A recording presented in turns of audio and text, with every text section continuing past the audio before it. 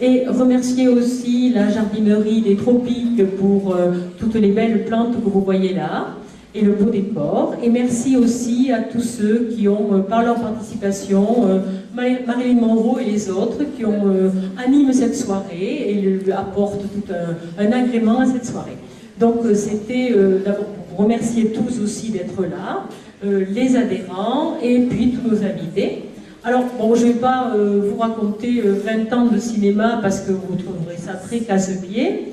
Si je vous rappelle qu'en 88, quand on a réouvert la salle, les gens fumaient encore dans la salle, qu'il a fallu faire la guerre un petit peu aux cigarettes, enfin il y avait plein de choses comme ça. Vous raconter 20 ans d'association, c'est 20 ans d'assemblée générale, quelquefois triste avec 30 personnes, et puis d'autres fois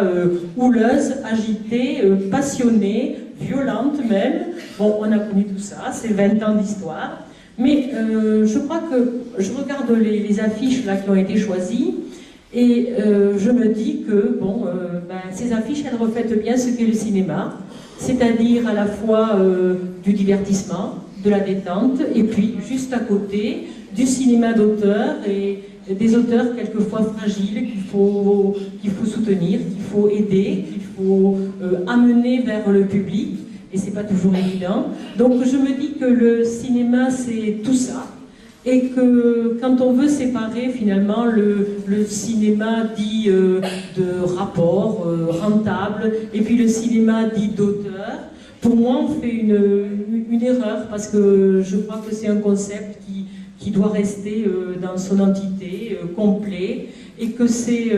finalement c'est ce qui est important, et c'est ce que nous avons essayé de faire pendant 20 ans dans les locaux qui ont été, Dieu merci, améliorés, parce que je peux vous dire qu'en 88, quand on a repris le cinéma avec cette grande salle immense et ce balcon,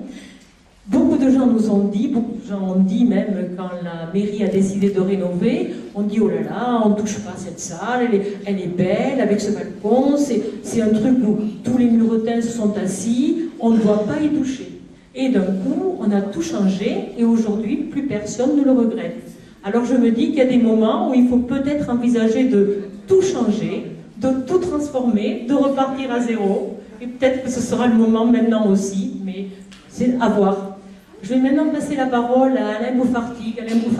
qui nous accompagne depuis 20 ans d'abord en tant que président de l'entente de programmation du Ciné 32, mais aussi qui est vice-président de l'Association française des cinémas arts et essais,